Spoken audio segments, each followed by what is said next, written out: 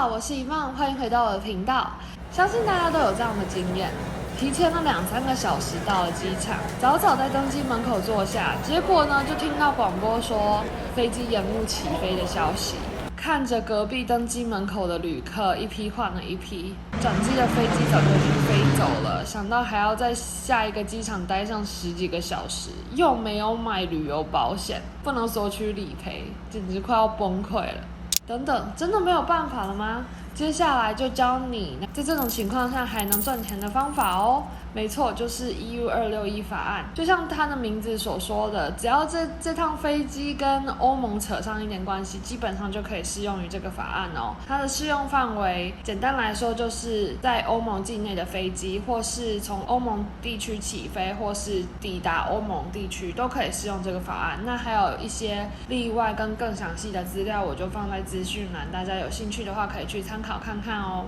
这个法案的主要目的就是在保障旅客的基本权益，不管你是遭遇到飞机延误、飞机被取消或是被拒绝登机，都可以用这个法案来争取自己的权益。基本上从2个小时以上开始算起，你就可以运用这个法案。像是如果飞机被延误2个小时，航空公司就必须要照顾旅客，像是提供餐饮、点心、电话或电子邮件的服务。如果像是飞机被重新安排到隔一天起飞的话，航空公司还必须要提供住宿以及住宿跟机场之间的接驳服务。那如果说这趟飞机被延误了至少5个小时以上的话，你可以要求航空公司退费或是再重新安排适合最早的航班。如果航班延误到造成抵达时间延误了至少3个小时以上，你是可以要求航空公司赔偿的。根据航班距离，赔偿金呢可以从250欧元到600欧元。如果航空公司有重新安排抵达目的地的方式，然后你在迟到了2、3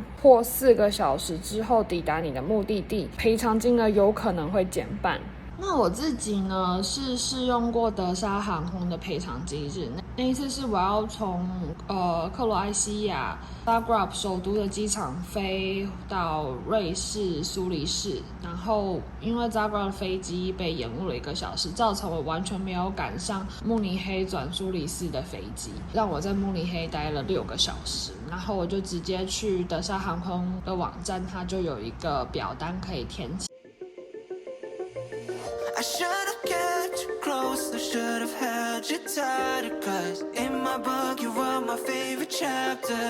And when we left each other, damn, what was I thinking? Thought there was no answer. 你就填写你的班机号码以及账户资料，然后就收到他们的回信，可以拿到多少金额的赔偿。那一次是他给我250欧元的赔偿。这是德沙，它是有直接的表单，那有些航空公司可能没有表单，你必须要去找客服人员或是写申诉信函跟他们讲。当然基本上大家就是如果有遭遇到这种情况，就把相关的资料像是 boarding pass 之类的留下来，那以防万一，然后直接跟航空公司反映。那坊间呢，其实有一些公司标榜他们可以帮旅客代办这项服务，但是通常都会收取大概100欧元左右的手续费。那基本上如果你的赔偿金额没有很高的话，拿到剩下的赔偿金额没有很多，所以我还是建议大家就是自己处理就好，毕竟它其实没有非常的复杂，你就是跟客服反映，然后提供资料，基本上